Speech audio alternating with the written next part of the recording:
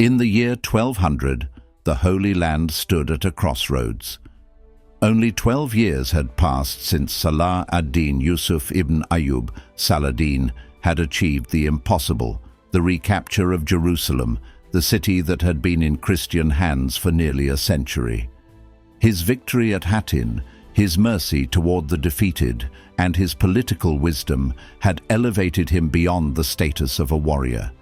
He had become a symbol, a legend, a name spoken with awe by Muslims and grudging admiration by Christian chroniclers.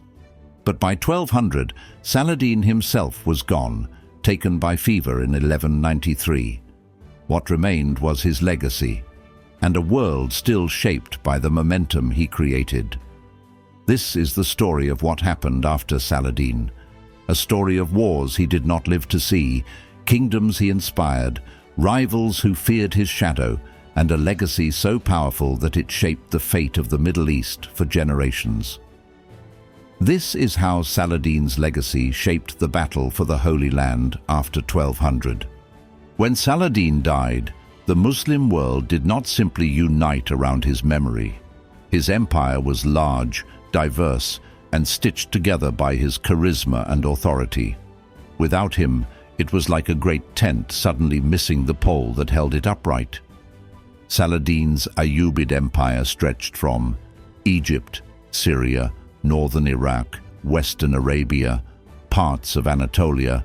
It was an empire built on both military conquest and diplomatic genius. But Saladin had divided his territories among his relatives, a normal custom, but one that guaranteed internal struggle. His sons, brothers, nephews, and generals were suddenly rivals, and the Crusader states, battered but not dead, watched carefully. On the Christian side, the loss of Richard the Lionheart as a military presence left a vacuum. Richard was a brilliant commander, and his campaign against Saladin during the Third Crusade had restored Christian pride, even if it failed to take Jerusalem. After both Saladin and Richard were gone, the Holy Land was balanced on a knife edge.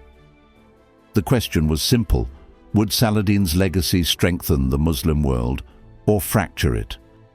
To understand the next century, we must understand this. Saladin's legacy rested on three pillars: military reform, a unified command structure, mounted archers, and professional warriors; religious legitimacy, framing the war as a defensive jihad supported by scholars and the public; political vision, the belief that Egypt and Syria must be united or the region would fall. These principles would shape the Holy Land long after 1200. One man understood Saladin's system better than anyone: Al-Adil, Saladin's brother.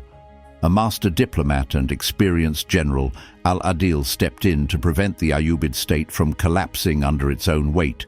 He negotiated treaties with the Crusaders, reduced internal tensions, and rebuilt the treasury. If Saladin was the lion, Al-Adil was the patient falcon, calm, deliberate, precise. Al-Adil's rule stabilized the region for nearly 2 decades, but stability would not last. In 1202, Europe launched a new crusade, but instead of marching to the Holy Land, it ended up attacking Zara and then Constantinople. The Fourth Crusade never reached Jerusalem. The Christian world had fractured. The Eastern Roman Empire was devastated. This disaster was a gift to the Ayyubids. It meant that for a time, no major Western army would threaten the Holy Land. But this didn't mean the region would know peace. The next crusade that mattered, the Fifth Crusade, 1217 to 1221, brought a new strategy: attack Egypt first, cripple the heart of the Ayyubid state, then reclaim Jerusalem. It was the strategy Richard the Lionheart had once proposed, and in many ways it was a direct response to Saladin's brilliance. The Crusaders realized that as long as Egypt and Syria remained united, taking Jerusalem would be nearly impossible. Saladin had shown them the blueprint. Now they intended to use it. In 1218, A large crusader force attacked Damietta, a key Egyptian port city guarding the Nile.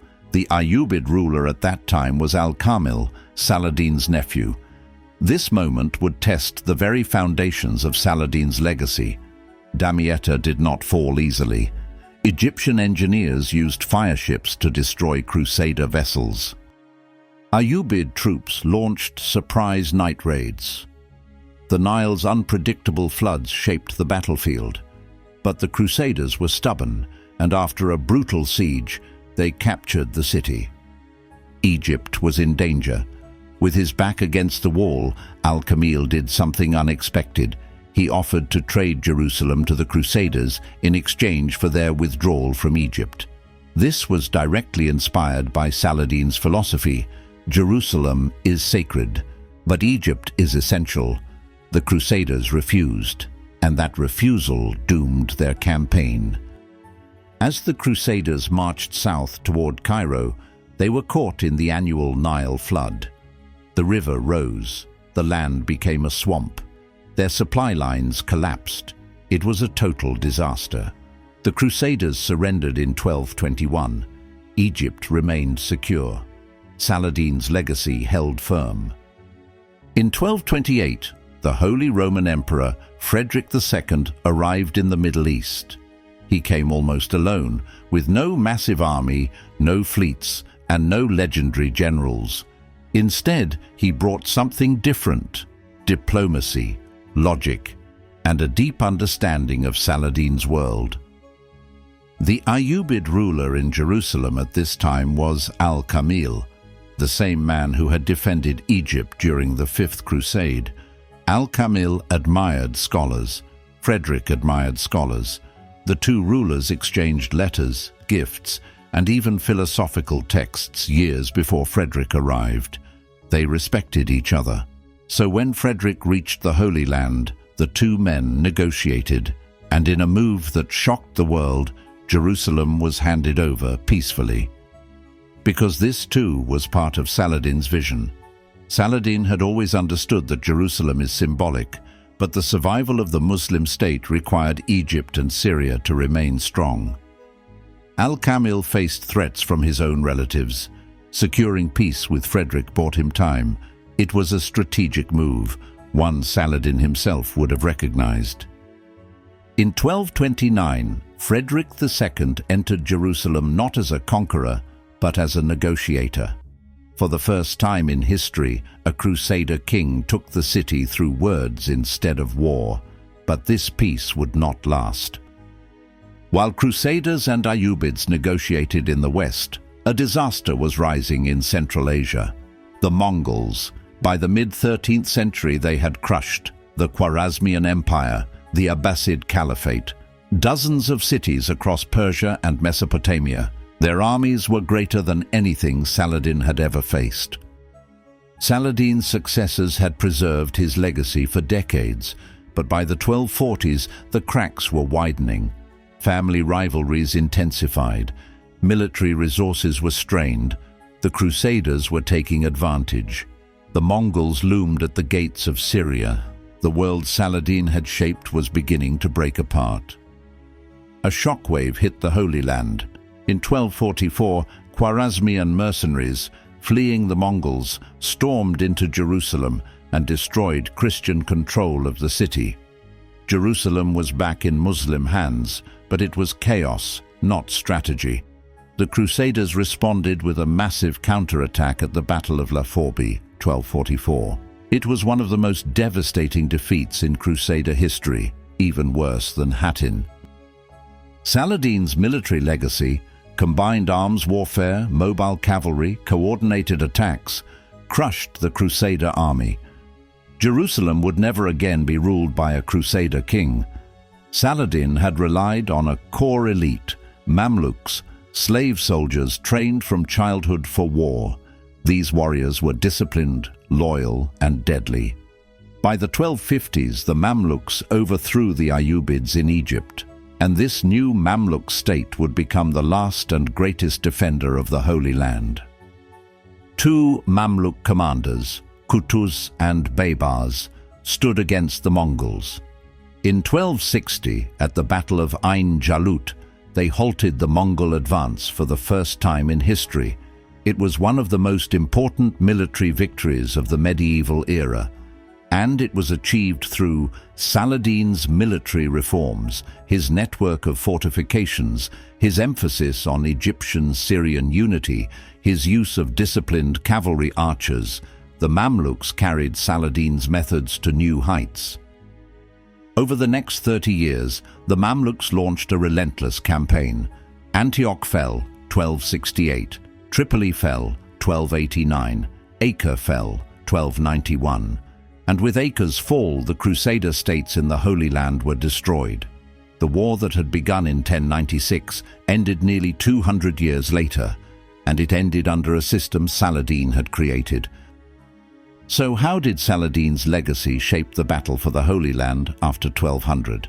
The answer is everywhere. 8.1. His reforms outlived his empire.